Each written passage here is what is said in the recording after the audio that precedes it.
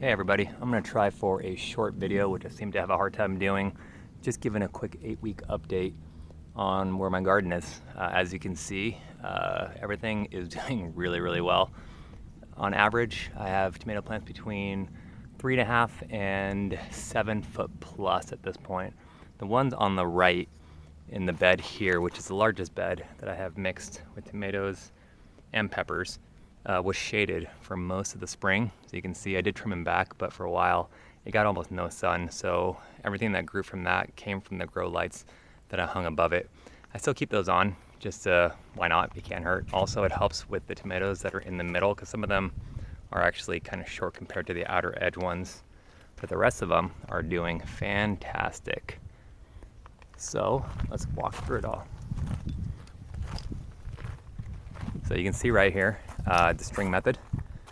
Every plant has a single stalk. Some have two, but for the most part, just one, and goes up. This thing is about 9 feet in the air, and you can see this one is going about 5 feet, give or take. Some of the plants are fruiting really well, other ones aren't. Most of the ones that are fruiting super good now are the usual suspects for Arizona, which would be like right here. You can see that right there. And these are things like Early Girl, Sweet 100. I'm trying to think of what else. Champion, which is a really bad tasting tomato. Celebrity and Better Boy. But I do have actually some heirlooms that I've never grown before. Like right here, we have Buffalo Sun, which is now starting to actually has little tiny tomatoes on a couple of them. Here you go. Here's a good example of it. But I think this one here is an Early Girl. Unfortunately, I didn't label all of my tomatoes. So yeah, it's gonna be a bit of a surprise mystery mix for some of them. Things like lemon cherry, you can see this. What I'm most surprised about this is how many flowers and how many tomatoes actually grow on every single one of these stalks. This thing is covered in these branches. If every one of these produced a tomato, there would be hundreds of tomatoes at one time on the plant. So you can see right here too. I have started to hand pollinate with Q-tips. So I just take a Q-tip and I will rub it on some of these exposed flowers and then just touch every other one, as many as I can. This thing will get covered in yellow dust eventually, which I know, at that point I know it's actually working, and I'm hoping to see if I get better actual rates of fruit production from that, because early on, what I was finding is branches that maybe only had, this one has not too many, but instead of there being 6 possible, there'd be 1 or 2. And I don't know if that's normal or if that's because they're not pollinating well. It is a really windy area, so between wind and shake normally, or shaking the plant normally, that's enough, but I figured I'd try. I saw some videos on it and try to hand pollinate as well. So my Early Girl, this is doing the best so far. Normally, it only takes, I think, 55 to 60 days to fruit, and we're at that point at this point, if not more. And there's a good 25 tomatoes. To give you an idea how big they are, it's about the size of a tennis ball if it were round, and it's not. And you can see here I have the other ones. I need to do a better job of pruning these back. I've done a good job keeping them to single stalk, but I need to just thin it out a little bit because it's starting to get really dense in some of these areas. Some of the tomatoes are getting kind of lost in the middle. Like this here is 1, 2, 3 plants. So I just need to clear and clear. And I've heard, again, I'm not an expert, that by removing greenery, it actually promotes fruiting. So if that's the case, I think I am ready at this point for fruit. It could be taller. The ones over there, you can see that far bed over there. I'll walk over there in a second. Those guys are the ones that are 7.5 feet tall. I actually measured one and it was just under 8 feet tall. And it's crazy too, because that's the one I planted last, probably a month after the rest of them. And it was small and it is absolutely blown up. It is a, what is the tomato plant for it? Crap, here, I have one over here. The one that is doing super well, actually the best of all of them, is a Sun Gold. That's what it is, a Sun Gold tomato. So here I have my middle bed. This bed here has 19 tomato plants in it, and all of them are doing really well. I do have some issues actually with 2 plants, or actually 1 plant in this bed, but for the most part, this is the one I put the most effort into. You can see things are pruned nicely, everything is spread out. There's a bit of leaf curl, but it doesn't seem to really cause any problems. I've heard leaf curl can be caused by everything, And so I've tried to diagnose it, but at this point it's not harming things. Things are growing well, I'm getting fruit, so I'm just gonna chalk it up to that's just the way it is. But I will show you one of the problem plants. So this guy right here, this is an early girl. This one should be doing, let me get a little bit lower. It's hard to tell, but it's right here. This one broke off right there about a month and a half ago, and it has completely stopped growing. It's gotten greener, it's gotten thicker, and the leaves have curled like crazy, but not a single sucker has grown out of it, so I can have a new shoot to actually grow and take over. One of them did start, if you can see it right there, but it never got past this little nub, and at this point, for a month and a half, it has not grown literally an inch, so I'm probably gonna pull him out. I have some sucker cuttings that I've been sitting in water that have roots now. I'll probably replace with that, although at this point it may be too late to even bother because, what is it, April 7th today, give or take, or 8th? I only have about 2 months maximum before it gets too hot to fruit. You can see my string method right here. So each plant has 1, 2, 3, usually 3, sometimes 4 tomato clips. There's a 4th one down here, but I'll probably take the bottom one off and then just keep moving to the top and keep it at 3 or 4. It's more than enough to hold it on this twine. This is not jute, this is nylon twine. It's very strong and will not rot with water, and it's a lot more UV resistant. So I do not recommend that jute, if I pronounce that right, string, to use the nylon twine. You can see they're attached to the J-hooks. I haven't had to do much moving, but the reason why I put them on binder clips is so I can easily slide them over if needed. I didn't want them just hooked to the bar because of the wind, they would slide left and right. So this kind of grips it, but I can always very easily move it over if I need to make more room for it. I'll show some species now, so varieties. This is a, what is that? Juliet hybrid, and these ones, I've never grown before, I've seen them, but they grow in a weird shape. It's kind of a football, wrinkled football shape, and it's doing pretty well. Look at this down here. There must be, on this one right here, probably 30 tomatoes.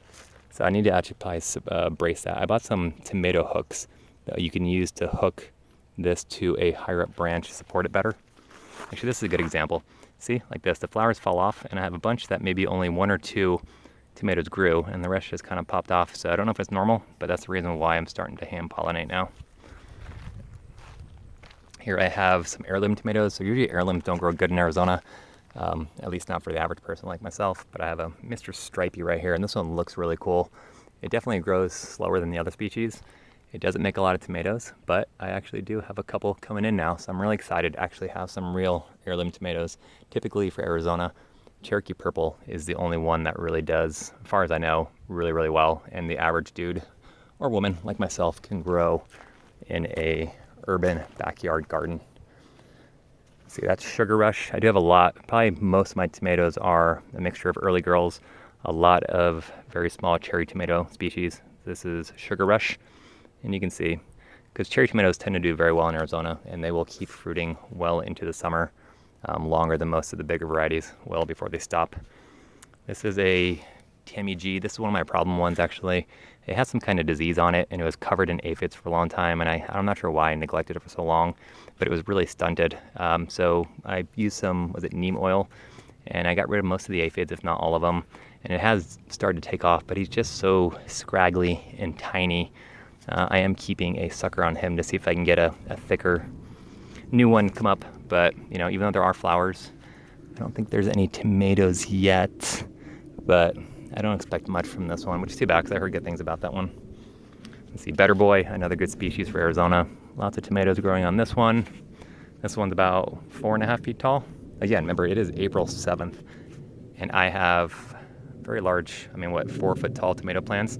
You can start these early in Arizona. You just have to kind of pay attention. This year I got lucky that there wasn't really any frost. There's only 1 or 2 nights that I had to worry about, but you can start these honestly in January and take a risk on it, and then just be prepared though. You need to cover them. So I had a greenhouse. You can see right here these PVC pipes that I sunk in. Before I built this metal conduit trellis system, I actually had PVC that would go slide in there and go across down here, and then I could wrap painter's plastic over it, and I had a nice greenhouse, and then I put a little space heater inside of it. Probably wasn't necessary, so during the days that it was frost, I could keep everything from dying, and that's how I got my head start. So this bed is, I need to clean him up a lot, but this one is doing really well. So I don't know if you can tell, but you can see how tall things have gotten in this one. That one's almost at the top. That's probably, yeah, that's the one that I actually pulled it straight, and it was 7 feet. I don't know, it was like 8 inches, 9 inches tall. It is also, like I said, the last one I planted, so it has by far outgrown every single tomato plant that I have. You can see it's actually starting to get fruit now. This is Sugar Rush. Heard good things about it as well. It's another great variety. That was a sucker, but I'm tempted at this point because I can't get that much more height out of it to actually just start letting it branch out and get additional branches for fruit up there.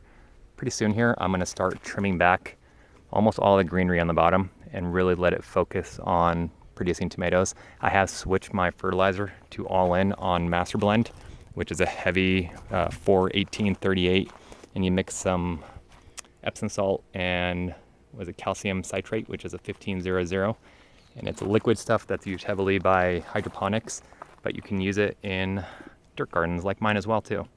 So that should really help with the fruiting process. The last number, the K, which I think is what potassium, is what really determines where the nutrients go, and that number or potassium goes towards fruiting. Other than that, I'll do a quick tour of my pepper garden. There's only, 1, 2, 3, 4, 5, 6, 7, 8, 9, 10 pepper plants. Good species. I have golden bell pepper, Cajun bell pepper. Also, I have Anaheim peppers. I use these in salsa. I should put more of these in. Shishito peppers, which I love. Another green bell pepper. I believe this is a sweet banana pepper. Another better bell green pepper. Not too many hot peppers. My days of eating super hot peppers are kind of over. It kind of hurts on the way out. Lunchbox red pepper. Early flame. This is a spicy one. And then I do have the scorpion butch. This one was terrible for a while, but it has come back. It's just really small. But the weird thing is that these have taken off in the last week or two. I think now that it's warmer and the soil temperature is pretty high, they are doing very, very well, and they've doubled in size easily in the last week or two.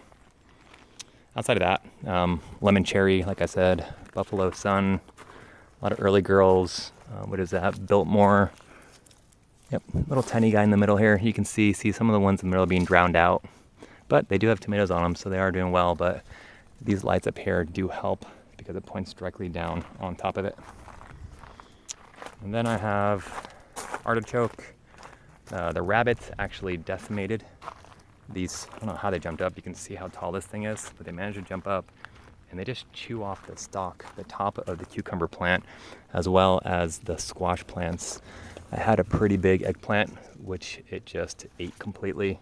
I think at this point though, these will get big enough and they're growing fast enough that it can outgrow the rabbit's appetite. I have cilantro over here, rosemary, and then just some romaine lettuce.